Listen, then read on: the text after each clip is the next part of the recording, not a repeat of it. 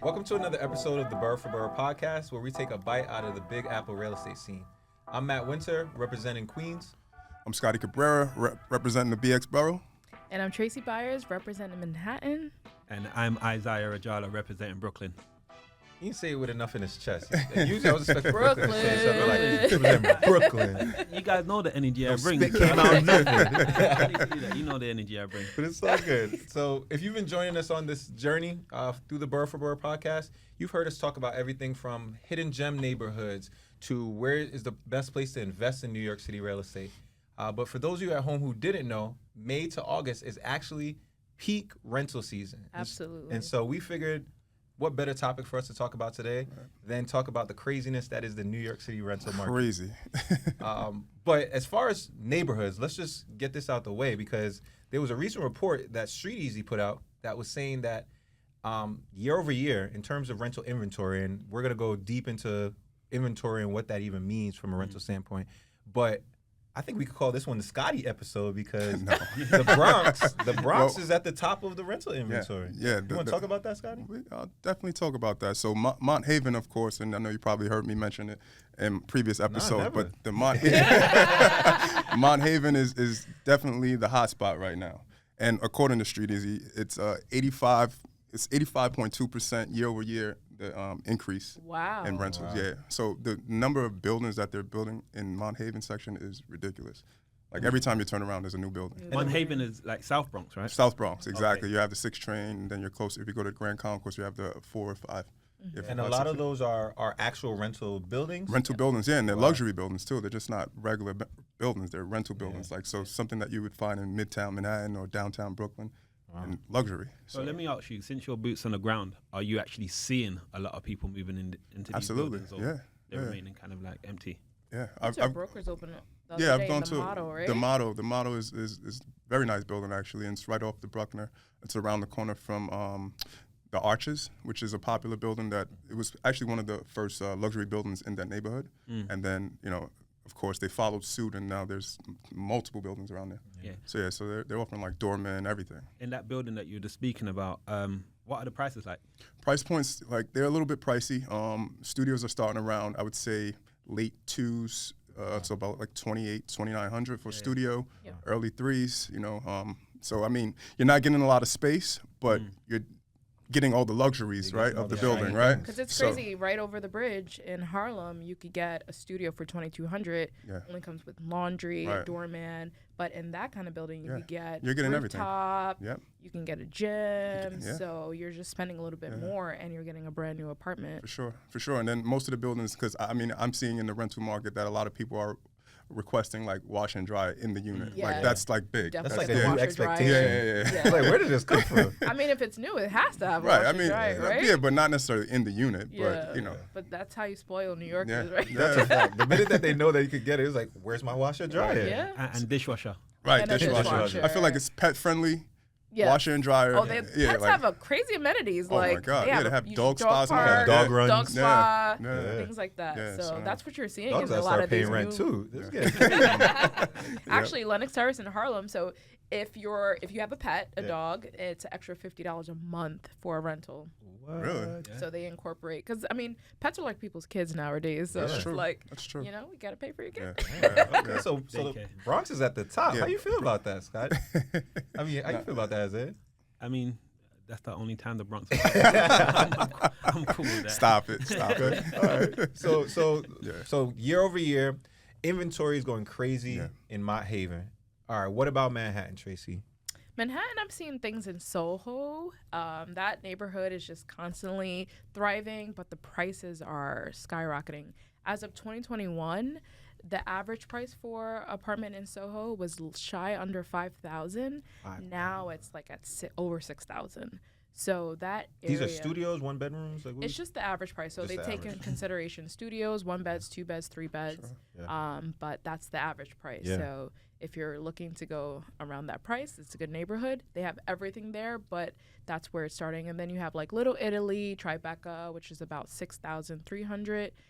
So that's what we're looking at over there. And you probably get some nice space there too. And so I feel like the buildings The are a little apartments are bit small. Like, I mean, you do have Soho lofts, Right. but the average price is the average square foot is like 590. Couldn't get that out. But let me ask you a question. So obviously, when we're talking about Mott Haven, a lot of it is the amenities. A lot of it is all the like fringe benefits. Oh, you're not getting that in Soho. You're not getting that. So it's the location. Is that what it is? It's the location. It's Okay. everything outside your door. You're getting restaurants. I mean, I even just went to one over in West Village. So over there, you're it's the scene, right? You're not really staying in your apartment for a long time. It's just like, let me sleep here, let me go about my day. But you literally have everything at your doorstep. Sure. So that's what people want when they live down there, you know? In Soho, Tribeca, is it a lot of new build or is it like old? Fluffy? Old. Yeah. A lot of older buildings. Yeah, you don't even see them really like gut renovating buildings in Tribeca. No, because they know they're gonna get they're gonna get the look anyway. 600. And then you get a lot of original details, and then you get high ceilings and stuff like that. So a lot of people look for those. They look for those type of buildings. And Okay, all right. So what about Brooklyn though? Brooklyn. Yeah. So, I mean, you've heard me speak on Bushwick. I think the last episode we spoke about how a lot of developers are going into Bushwick. Yeah. You know, they're renovating houses, which a lot of renters are going over that way. Spoken about Bed-Stuy, so I don't want to like talk about that again because it's like boring. It's like Mott Haven, right? How many times can we talk about Brooklyn? So, no, but there are a lot of neighborhoods where you're seeing a lot of renters go towards, whether it's Flatbush. Sure.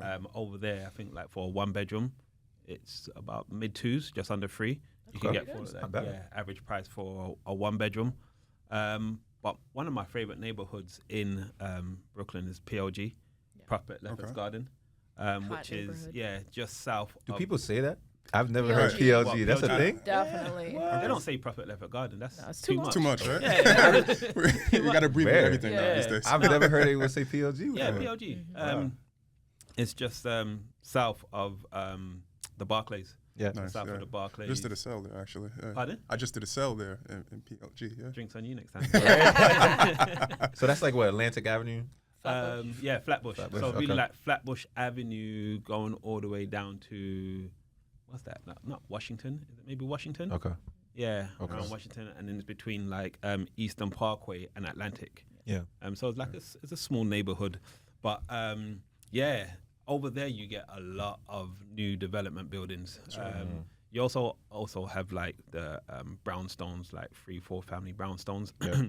I actually done a rental there late last year, a 2-bedroom duplex for $7,000. Wow. Right? Yeah. But you do have a lot of new build developments over there. Yeah. There's actually one that's on the market now, the Grand Pacific. Okay. Their prices for a studio start at like $3,000, and it goes all the way up to like $7,000 damn near for a 2-bedroom. Yeah. Wow. Yeah. But you get all the amenities. You get all the amenities. You get a doorman. You've got washer dryer inside the unit. And again, similar to what you were saying about Soho, everything is right there, right? Because like you've got the Barclays over there. You have the 2-5 B and Q trains that come out of there. Again, you're a stone's throw away from the park. Yeah. So you do have all the amenities. Hence why I said it's kind of like my favorite neighborhood in Brooklyn, because you have everything there, and you have the housing inventory there as well. Yep. Wow. So people are willing to spend, upwards of $7,000 because they know they have the proximity to the train. They got all the restaurants. Okay. This beautiful set here at Studio 1873 is brought to you by the Everset. The Everset provides full-service staging and furniture rental solutions in the New York area. For more information, please visit us at staging.theeverset.com or email us at staging@theeverset.com to request a free proposal. Okay. Wow. So Brooklyn's still big money. Yeah, and no one wants to be in Queens, so they'll pay what they need to do to be in Brooklyn. Maybe not, but statistically speaking, Mott Haven was number 1, and Astoria, Queens came in at number 3 on the list. So year over year, we're talking about 47% increase in inventory. Wow. Yeah. And that's in Astoria. So, normally I'm here talking about Long Island City because Long Island City is the best, right? But Astoria, which is just Isaiah, fix your face. You know it. I just caught that. I was like, wait, what? Yeah, he snuck that in there, right? Yeah, We're going to let him slide. But Astoria is, again, just north of Long Island City. It's basically a cousin of Long Island City, depending on what street you're on. Sometimes you're in LIC, sometimes you're in Astoria. But for a lot of the reasons that people flock to Long Island City because of the waterfront views, it's the close proximity to Midtown. Astoria, which has traditionally been a little bit more what I would call suburban New York City. Yeah. You know, it's a lot more residential. It's a lot quieter. There's not as many train lines that go there.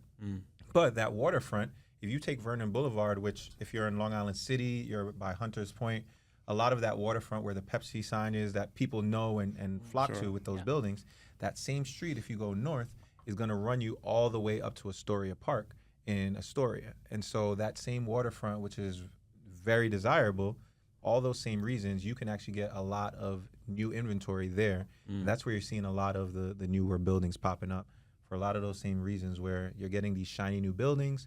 You know, you're getting amazing views, which, you know, I don't know if in PLG you're getting the same views, but you're getting good waterfront views, which, you know, is therapeutic. But, you know, for you know, I had to throw that in there. But there's some really cool buildings that are popping up in Astoria. You got Astor on 3rd. You got 10 Hallett's Point. Hallett's Point is a huge development that has been there for a few years, but they actually are just opening up a new building, which, you know, it's right on Astoria Park. Yeah. And so it has some of the most amazing views that you're basically looking at the Upper East Side. Yeah. And, you know, you can't really put a price on those views, but the prices in comparison to some of these other neighborhoods that we're talking about, you know, for Astor on 3rd, a studio is going for $2,500.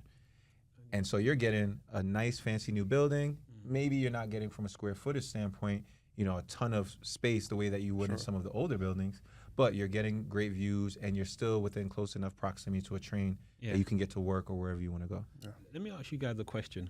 What do you think separates buildings in terms of amenities? So what will make a building better than the other one in terms of amenities? Is it just washer dryer? Is it dishwasher? Is it a doorman? I think ultimately when I have renters, if you have outdoor space, it's prime. They want a rooftop. They want a courtyard, something that, you know, people can go out and enjoy the outdoors without actually going outdoors. Okay. So that's what I feel like my renters usually like. Yeah, I think it varies just from renter to renter, right? So if a person has a pet, that's going to be the difference between them moving into that building or not, right? Or if they're just because you have buildings that don't even allow pets, right? Yeah. So it just varies from person to person. Like, what's that? You know, they got to check off their boxes. Like, I absolutely need this, but for the most part, you get people that dishwashers they don't want to wash dishes, or some people that just don't care because they order out. That's like a standard for people. I have a dishwasher that I never use, and I've been there for 3 years. So every time my clients are like, "Yeah, I need a dishwasher," I'm like, "You can have mine because I don't use it. Pay you some rent, like I just wash as I go. Like, you know what I mean?" What's wild is that I've been here most of my life, and it wasn't until like my adult years that we even really had dishwashers as like a normal thing. Right? Like you weren't expecting that in apartments, let alone washer, dryer. You know, you used to have to go clients I think don't understand how much of a labor that is for a building, because to have washer dryer, that means you're using more water in the building, which means more water, more problems. Right. So, you know, there's certain, like I have a building where only certain lines have washer dryers because it's too much pressure on a building to have washer dryers. So like renters make that like a necessity, but they don't understand like there's buildings that just can't. So, you know, doing it in the basement or going to the laundromat is like not a luxury for people. So I had a renter tell me, absolutely not. Me go to the laundromat with everyone else. I was like, this is New York City. You get on the train with everybody else. I got spoiled too. One apartment I used to live in like brownstone, so one apartment I had washer dryer, and I got spoiled. And then when I was looking again, I had to compromise my search pretty much because what I wanted to move into had a balcony, which I loved, but it had laundry in the basement. So you literally have to sometimes give you some things up. Exactly. Yeah. And I do think one thing that I have heard randomly come up a lot more with renters is parking. Which again, parking. this is New York. Deal breaker. But people are like, does it have parking? No?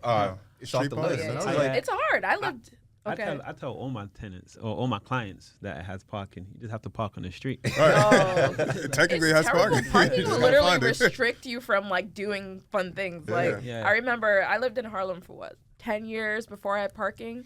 And it wasn't until I had parking where I'm like, I'm free. Like, I can go out, stay till like 11, 12 at night.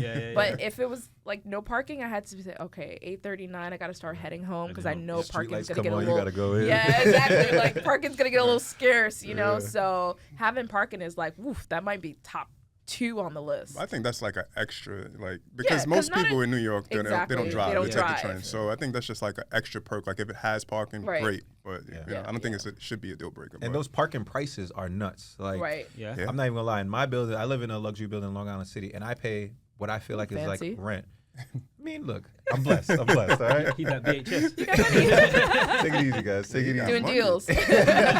But no, I pay $500 to park my car. Oh, yeah. That's a car note. It's that's basically the car note. That's which is but nuts. But it's He has convenient. a luxury car though. Oh, so? All right, look, I can't park on the street with everybody. No, I'm kidding. It's convenient, right? It is convenient, Right. but I will say it is a hassle when you look at all your expenses overall. Yeah, sure. And I'm like, man, you know, a little alternate side of the street parking. Free. It'll keep you humble. You know what I mean? Yeah. Like, I don't need that sometimes, but I get it sometimes. But to nix a building because it doesn't have it, sometimes I'm like, all right, you got to look at all the things you're getting. Right. You can park on the street or even pay for one of the municipal parking spots or any of those things. Yeah. I feel like people should factor that into their budget though. If they are, you know, if they're looking for a parking, they should factor that into their overall rent budget. Yeah. I mean, I do have clients sometimes, they give me a budget, right? They're like, if there is a broker's fee and it has this, then I'll pay this. If it, you know, there is no broker's fee, I can pay this. So see, that's a savvy renter. Yeah. And you know what? I loved those. I think we should, clients. you know, let's go to break real quick, and we're gonna come back and we're gonna actually talk about what are some of those tips that if you want to be a savvy renter in New York City, it is competitive as heck, especially during May to August. What are some of the things that a savvy renter should know? Like, how do you budget accordingly? You know, what are the things to look out for? So, let's grab a little bit more of this coffee from Sweet Leaf, which is in Long Island City. This is now Isaiah's favorite coffee. He said it off air. I heard it. We all saw it. But Sweet Leaf, we have 3 locations in Long Island City and 1 in Greenpoint. So if you're ever in LIC or in Greenpoint, make sure to check them out because I'm not a huge coffee fan, but I love not only their coffee, but the ambiance that they have in there. And the branding is cool. Branding is on fire. And the one over on Center Boulevard in Long Island City, they actually turn into a bar. So not only is it a coffee shop, but it's also like a little bar scene. You can get drinks all day, basically. Cool. Yeah. All right, cheers. Shout out to Sweet Leaf. What do you really need to know about buying or selling a home? First, it's serious business. And it's complicated. There's a lot of money on the table, and emotion too. You need an agent who knows the ropes. So, whether you're buying or selling your home, work with professionals who have a mastery of the craft. All right, so we got our little refill on our coffee. But Traci, before we went to break, we started talking about something that I do think we should go a little bit deeper in. And it's actually like from the eyes of a renter, it's a competitive market, as we all know. And it is now super hard to get apartments if you don't know how to navigate it. And so, you know, there's everything from broker fees. There's everything from the actual prices themselves, as we said. But also being able to figure out if I'm a renter and I need to move July 1st, how soon should I be looking at apartments? Because we've all had apartment listings where folks are like, yeah, I'm not looking to move for 2-3 months. And we're like, well, what can I do with that? So to the folks at home, anybody, what's your recommendation on the actual time to start your search and how to actually prepare yourself? Yeah, I mean, it depends which kind of market you're in. Right now, we're in like a little bit of a shortage with housing. So it used to be back in the days, you can look 30, 60 days before, but nowadays you have to be ready. The competition's out there, so you got to have your paperwork together, all of your documents, and I would say to look 3 weeks before, because whatever place you see is usually going to be, you know, available in the next couple of weeks. Yeah, and that's probably anxiety inducing. Someone at home's like 3 weeks. I don't know where I'm going to be living. Yeah, it's scary, but that's how quick the market moves in NYC. You know. Yeah. Would you guys say 3 weeks as well? Because I was going to say 30 days. Yeah, more like 45, 30 days. What I am seeing now, though, lately is, like, I actually just did a rental. We listed it in May, but it wasn't available to July 1st. Yeah. So you'll see that a lot where, you know, it's not available because it's tenant occupied, but landlords usually like to get a head start and make sure they have a quick turnover. So they'll list it ahead of time. So you can usually find something like 30, 60 days if you're looking for something down the line. Yeah, I usually say within 30 days. Yeah. And 30 days doesn't necessarily have to mean that you are going to be moving like as soon as you get accepted, but at least starting a search of what inventory is out there within that 30 days, because there are going to be new things that pop up. Right. That if you're prepared, like you said, you have your paperwork ready, and that paperwork includes, you know, your W-2s. It includes any kind of landlord reference letters. Like your package has to be tight that you can just, here, I'm ready. I think within 30 days, as long as you have that, you should be good. Yeah, I was going to touch on that. I think it's extremely important for a tenant. If you're looking to move, I think get your paperwork in order, and not just like, don't take pictures of your W-2s. That's the worst. I hate have to tell them screenshots. that. Have everything Like in a PDF, PDF please. file. PDF. Because And one email.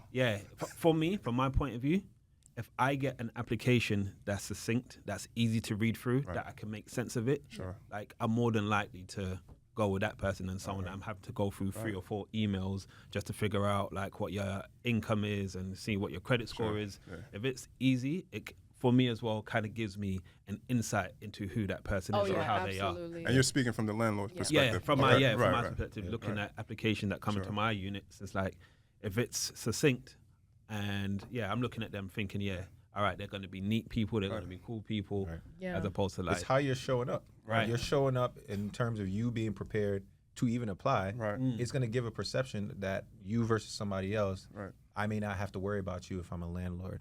And even as an agent representing landlords and even representing tenants, the number one thing that you can do in terms of being prepared is being able to make sure that whoever you are passing your documents off to, that they also can feel that way about you. Because if they're going to be helping you or going to be reviewing your materials, you want to be able to make sure that you can come through as clearly as possible. No ambiguity. And I have a lot of long-standing landlords that have used me for like 5 years, and they'll just really bank on me to like tell them how the person is. I'm like, well, they gave me their application in order. Their credit is good. Their income is good. Let's go with them. They're like, all right, let's go. I trust you. So the more prepared you are, then that looks better. Speaking on being prepared, what documents should a tenant have? It depends, because some landlords are different, but most standard paperwork is your W-2, 3 pay stubs, your ID, recent bank statements, because you don't just want one bank statement. You usually ask for 2 because, you know, people's finances changes all the time. And more importantly, it's about how long they've been at their job. You know, anyone that's been at their job for a year, or you see in the job history that they've changed jobs every year, then that can look a little skeptical to some landlords. Like, can they keep a job? I'm nervous.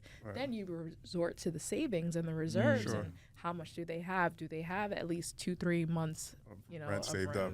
That's important, because I noticed that as well. Like, people come and they're like, oh yeah, well, I'm ready, but you're not ready because your bank statements are not showing that. Like, are you able to pay a broker's fee? Are you able to pay 1 month's security and all these things?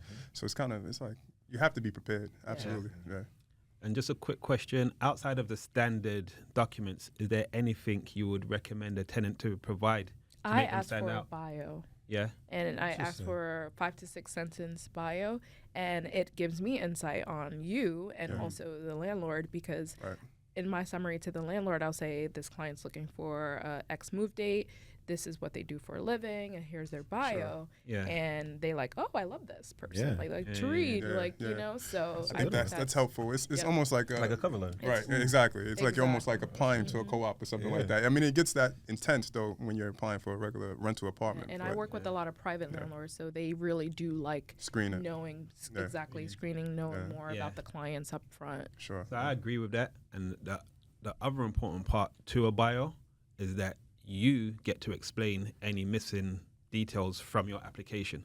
So if there was a year you went traveling or something like that, like you can put that in the bio so that the landlord ain't left guessing. Maybe you got fired, maybe you were just lazy. Like they know, okay, you went. I literally just had an instance where I had to have a client, you know, just give me her bio basically, and she had a backstory. You know, she was from another state.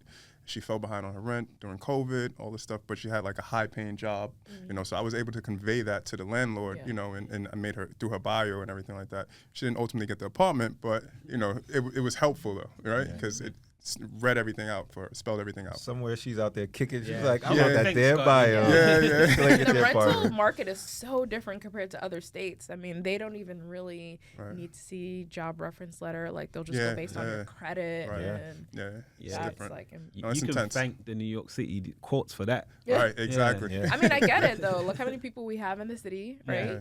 And it does favor the tenant, and that's definitely. I got a question for you though, because I think there's like maybe an unwritten rule about the 40 times rent, where we've seen where someone determines if they think they can actually afford it, and it's like It's a topic. that's always a question that comes up. It was like, oh well, I make 39 times. Do you think I can?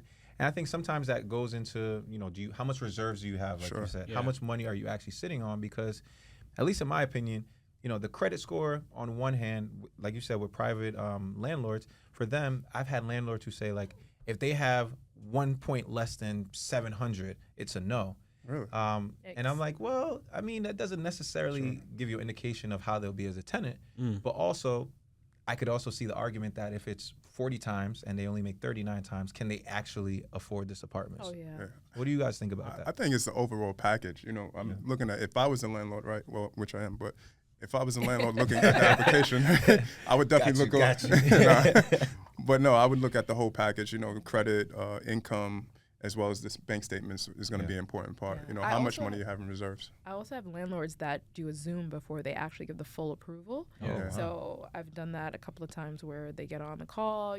I kind of like take my camera off and I'm like the mediator, but Right. they get a chance to meet the tenants and actually get a feel if they actually like them or not. Yeah. I think Which that's is not a necessary in New grounds York, to especially. deny them, but Yeah. at the same time, like they can say, okay, well, I can keep searching or whatever the case is. Yeah. Yeah, I think that's a good point as well, because I often encourage my landlords to do that as well. Yeah. To just meet them. Yeah. You guys vibe it out, check out the vibe. Especially if you you're not guys, sure. because like you said, New York City is crazy. You ain't it's difficult to get somebody out, and also there's a lot of landlords here that are like maybe not the best. Yeah. So it's good for everyone to just Right, to get on meet the each other, same right. page, talk, vibe, see if you have any commonalities, and move forward. So that's actually a good point. It gives them the opportunity to ask any questions that, any confusion or anything like Yeah, that about the exactly. application. So it gives them the opportunity to do that. Yeah, So I think that's a great I idea. highly encourage it too. Yeah. And the reality is that us as brokers, we represent to the potential tenant, we represent that apartment. But also, a lot of it is our name and our brand on the line Sure. with who we're bringing in. So Exactly. I think that's a great idea that you're saying, like, I think this person's good, but I think you need to meet them as well because they pass my vibe check, but as long as they pass yours, is really what matters.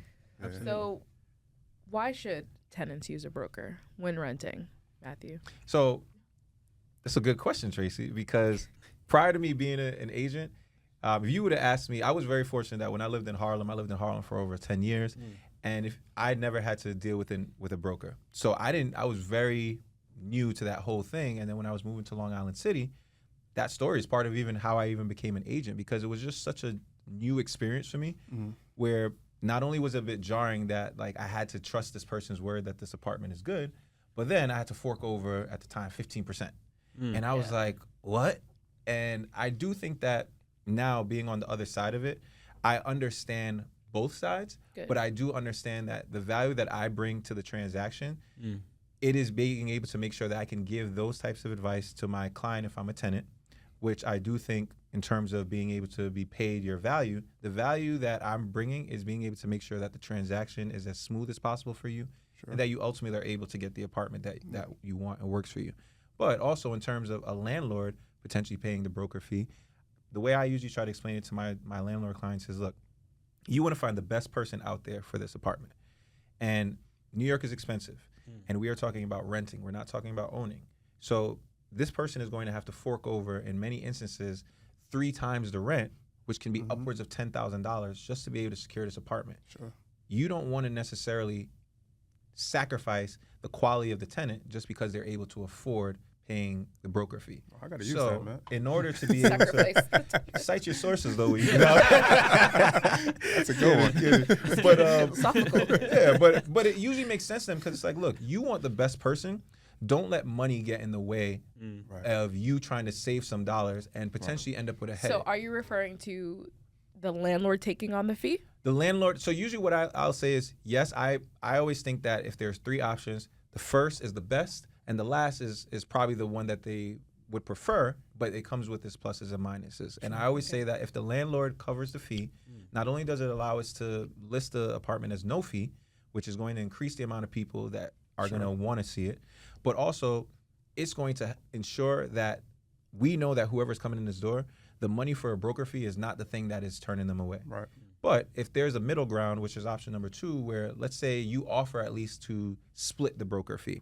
I've seen more instances where a potential tenant is actually impressed and likes the fact that the landlord is willing to split it with them, where they're like, oh, this person seems to be pretty fair. So do you list it as a fee apartment and then offer the incentive when the client comes in? Yes, exactly. In those instances. But usually I try to be able to at least have the conversation with the landlord so that they understand, here's the trade-off. I'm totally fine with being able to collect the broker fee from the tenant, but by doing so, that is going to potentially limit the quality, it's going to limit the traction, and it's a competitive market. There's a lot of the other apartments that are on the market that are listed as no fee that we may lose out on just because of that. You know, sometimes it's just 1 month's rent. Sure. Yeah. I actually did a comparison in one neighborhood, and I saw how many fees versus no fees there were, and it was equally about 50%. So I think back, COVID days, you saw more no fees, but now they're actually taking off the no fees and doing more fees. So one thing you can do is negotiate a fee, right? Yeah. It's standard of 15%, but you can always, offer discount. 12%, 10%, 1 month. So I think from the renter side, you need to negotiate, and having a broker can help you do so. Yeah, I think you just touched on a gem that a lot of people don't know, that like this whole thing is negotiable. Right. I do think broker fees are obviously negotiable. We're brokers. We want to be able to make sure we can get as much as possible. We want to get the deal done. Well, we want to get the deal done. Right. But what are some other things that you guys realize that people can negotiate on that they don't think? The rent? Yeah, absolutely. Talk about that. Well, I think if you have a strong application, let's put that out there, because if you don't have a strong application, you can't negotiate anything. You ain't go to Scottie's apartment. So you got to have a strong application, meaning like you have a good credit score, you have the reserves in the bank, and everything is going to go smooth, I think. Like that. And then you can be like, okay, well, I'm coming to the table with this, so I think I deserve or whatever. But how much is a reasonable amount to deduct from the rent? Because I had somebody the other day, the apartment went on the market that day. They were like, oh, I think I want to pay $300 less, and I told them I just don't think that's realistic. Yeah, I say $50 to $100. Yeah, $50 to $100 a month. Right, a month. Yeah, okay. Because you got to look at the year over year, right? So if it's $50 a month, then you got to say, okay, how much is the landlord losing for the year? And if if it just went on the market, you're probably not going to be in a state to negotiate though. Yeah. But also another good tip for renters is if you see an apartment on the market for like 20 days or more, which is long for a rental, long in New York, then at that point you can go in and ask for a discount and say, oh, I have clients all the time. I see the apartment's been on the market for a while. Like, is the landlord negotiable? It's like, of course, but you're offering. Like, most people don't know that. And I guess the best times to see that is the off season. So especially around the holiday season. Right. Yeah, best time to go in and try and negotiate. No one isn't really moving around the holiday season. So you're probably going to see a lot of units on the market, or I see units sitting on the market for that for a longer period of time. But another thing to negotiate, another aspect, is amenities. You can also negotiate amenities, especially if you're in the bigger buildings where they have gyms and like pools and dormans and things of that nature. You probably have a better chance of negotiating some of your amenities within your package than the rent, especially if it hasn't been in the market a long time. Yeah.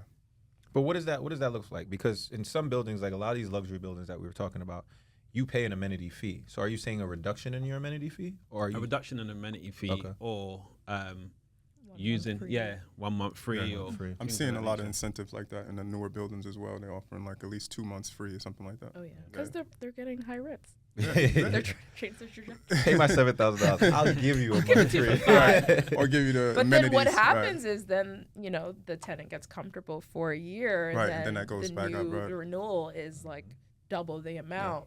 Yeah. So, also using a broker, it's going to tell you about those kind of things where, not only thinking about renting it now, let's think about the future, because I have a client that hired me 2 years ago to search for an apartment in Lincoln Square. And we were up against a lot of tenants at the time. The prices were lower because of COVID. and there was a lot of competition. So we had to do bidding wars. Yeah. We had to For a make rental? sure for a Bidding rental. wars on That's rentals. crazy. Nuts. Yeah, We had that's to make nasty sure work. the paperwork was all together, and she had and going over asking for rentals. Come on. Fast forward to 2 years later, her current landlord went up like $600 because the price that she got was a very low Sure. market discount. So we're looking again. We started looking, and we went to another apartment where the same thing. 2 years later, we were on a line waiting to get into an apartment. So it's like it's still here, it's still around, but that's just the market we're in because the inventory is a little bit slow. And that's why you work with an agent, and especially an agent Sure. that's as savvy on the rentals like Traci, because she's going to be able to explain to you, like, this is what we're going up against. This is what you can expect. Right. So that no one wants to walk into a situation and be surprised, especially when it's one that's going to cost you so much money. So being able to work with an experienced agent who they don't have to just be a rental agent, but experienced agent who understands the transaction, who can walk you through, this is what the situation is like, and if we want to be competitive, here's how we can stand out. Yeah. Yeah. So if you're looking to rent, hire us or list your rental. Uptown Traci. For sure. Yes. Yes. Yeah. I do think, obviously a lot of it is money, money, money. New York is a money-driven city. But sure. at the end of the day, being able to walk into your home at the end of the day and you never actually think about the broker fee that you paid, because you really think about, all right, I'm comfortable here. Right. I'm in the right environment that feels like home. And maybe I had to pay 1 month or 15% of the annual. Yeah. But once you're in, and like you said, you're there for a year, 9 times out of 10, you're like, all right, it was worth it. Another thing you should negotiate or can negotiate, speaking of like high prices, is the length of your lease. So if you know you're paying 15% to a broker, if you know you're paying $7,000 a month, It's a good you one. might want to lock that in for 2 years instead of like having to renegotiate again in a year's time, where anything can happen in this market. Your rent can go up $600. Yeah. You don't want that. So probably like the length of your lease is something that you should really consider. But Sure. on the contrary, though, I have my landlords that if they do want to do a longer lease, they will increase the rent the second year. Yeah, but And they don't we'll know. won't But like a put that smaller in there. amount. Right. But they should know this because some landlords do it like they want to get more rent. Because if you do lock in a 2-year lease at $5,000, the market could boom in the next 2 years, Yeah. and they'll be stuck in that 5,000. So what we'll do is we'll do 5,000 for the first year and then 55 for the second year or something like that. So what I've done with some of- 55 for a second? That was extreme. Oh, I was but, about to say, but that's a lot. actually, it's not extreme because I told you my client, she went in at 5,100. Yeah. Now her landlord is raising. It's a management company too. Yeah. There's a difference. Management company, and they will do whatever the market is. It's all about Whatever numbers. market is all Yeah. about numbers. Yeah. But a private landlord personally know you, Right. and if you're a good tenant, they don't want to make anything That's a fact. complicated. Yeah. To keep it at a comfortable rate. I'm in a similar situation where two of my tenants, their lease is up at the end of this month. I've kept it the same, so the 2 years is going to be the same. But we've discussed like next year. Right. It Right. has to go up. Yeah, Yeah. it just definitely comes have down to that having an conversation, Inflation. you know? Everybody understands that, it's expensive business. out here. Yeah. But it is a business, and I tell my landlords where I'm like, look, yes, you could potentially hike the rent up $100, $200 next year, but it's a crapshoot in terms of who that tenant coming in is. Sure. Yeah. So sometimes it's better to keep a good tenant Absolutely. happy Right. as opposed to take your chances on the market and end up in a situation where you got more money but more of a headache. And that's part of the reason why I haven't raised the rent. I like them, and I want to show them like, listen, you guys are good people, but next year, Right. Next year, fork over that money. I still want to keep them, but Yeah. the bills are going up. Yeah. Absolutely. I get it. So, Traci, one thing that you also talked about is you work with a lot of landlords. And so landlords, something that I think gets lost in looking at apartments, we talked about rental buildings and management companies, private owners. But then a lot of times there's a lot of inventory in New York City that I don't know if this is unique to us, but there's a lot of condos that are being leased out. Sure. There's a lot of co-ops that are being leased out. And I think sometimes people run into situations where they don't understand why there are extra steps in comparison to an apartment building or a private owner where they have an interview and things like that. So have you guys run into a lot more of those? Yeah, so I would say if you're looking to live in a condo or co-op, Co-ops are going to be a little more of a longer process. Sure. Co-ops, you do still have to go through the board interview, the application, and the fees are a little bit more. So application fees for a condo could be $200. Although for New York City rentals, the most they're able to charge you is $20 for the application fee. But co-ops and condos can still charge whatever they want. So sometimes you'll have an application that's $300, and I would say give or take about 30 days for the process, because they do have to go through that application process. So if you're looking to move quick, stick to like a management company or a private landlord that has a townhouse that doesn't need to go through the board process. Yeah. No, I think that's great advice, because, speaking of even just those application fees, there's a application fee for a rental that I have that's $1,000 just for the application. Is that a co-op? And it's a condo. Oh, it's a condo. It's a condo, and so is that refundable? I think it's a lot, but That's extreme. It's a nice building, and I was actually surprised to see that there were people who weren't turned off by that. But I do think what ended up helping is because they also didn't have to pay a broker fee. So being able to kind of balance it out, where look, there's a lot of upfront fees that you may have to pay in order to be able to secure this apartment. One of them is not the broker fee, and a landlord who, if you're working with a savvy agent who can explain to a landlord why, like, look, this person may have to fork over like $2,500 just to apply. Maybe you could help them out with the broker fee, and you can get somebody that's good. I mean, do they get refunded if they don't? No, so that's kind of crazy. So actually, what I've seen more is it's not that they get refunded.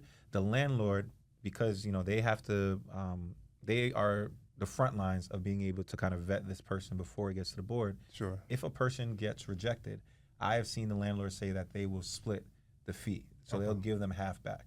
I also, fortunately, haven't been in a situation where I've seen a tenant get rejected, but it's good to know that, like, you won't be out $2,500 just trying to apply to this apartment if you don't get approved. Good stuff. It's nuts. I mean, we could talk for touched on days on rentals, but most important thing, if you are a renter out there, be prepared, get advice from someone find a friend who knows a good realtor. Don't shy away from agents in the application process. We're your friends. We are your friends. Sorry, I have a question. Yeah, go ahead. Question. So for someone moving to New York City, they don't know any realtors, they don't have any friends that use realtors. What advice would you give them in finding a good realtor for a rental? Well, I'm gonna punt that question to Traci, because what a lot of people at home don't know about Traci sells $1 million townhouses now. Like Uptown Traci. Uptown Traci. She's a brand name, but she is. But Traci cut her teeth in the rental market at a different time when rentals were much crazier, and so she has the book of business, she has the experience. But Traci, what are the things that you think that someone should come to you for, or someone like you, to be able to find the right agent? So I would say someone that knows all neighborhoods, because usually if someone's moving from out of town, they are interested in multiple neighborhoods. They don't know just one neighborhood that they want to live in unless they have like family, friends. Right. So usually find someone that's well versed in different neighborhoods and that can show you the ropes. Yeah. And, the different then you got Google reviews. Google reviews, Zillow, Google and reviews, that's Street Easy and all this stuff. Yeah. And I think if on a renter side, if you're looking, you go to see one apartment and you really connect with that agent, then ask that agent to represent you and find you other places. We can't just help you on one place, we can help you in multiple. And make sure they don't charge you an application fee before you see the apartment. Yeah, watch out for the scams. Watch out for the scam. Yeah, that actually happens a lot more. I'm surprised at how often it happens. But those are the things that you should be looking for, and don't be afraid to ask questions. Right. It's more of a red flag if you ask an agent a question and they don't want to answer your questions. That's probably a good indication that that's not someone you would want to represent you. Right. But there's so much information out there, not only on social media, but Street Easy has a blog. There's just information out there that you can find it out, but don't be scared to go into the process and take a risk on an apartment that maybe you wouldn't have thought of if you have somebody by your side who can at least explain to you the pros and cons of it. Yeah, and for all of you out there that think that brokers just open doors for apartments, we don't. We're such a valuable source to people looking for homes, and we hope that you do use us and pay the broker's fee, because you'll be in good hands. And you'll be surprised. We're negotiable, So I think. He's like, I'll give you a couple of dollars. Don't try to do this on your own. Right. Absolutely. It's a crazy game out there. But team, this was another great episode. Absolutely. It's going to be a hot rental market It is a hot rental season. market. Hot Yeah, it's outside. hot right Hot now. outside. So stay safe out there, both real. in terms of in life, but also in finding an apartment. Yes. Absolutely. So this was another episode of Boro4Boro. Make sure you like, subscribe, follow us on all of our handles. And share. Share. Yeah. We can't thank you Absolutely. enough for tuning in, and we can't wait to see you for the next episode. Thanks. Well done, guys. All right. Cheers.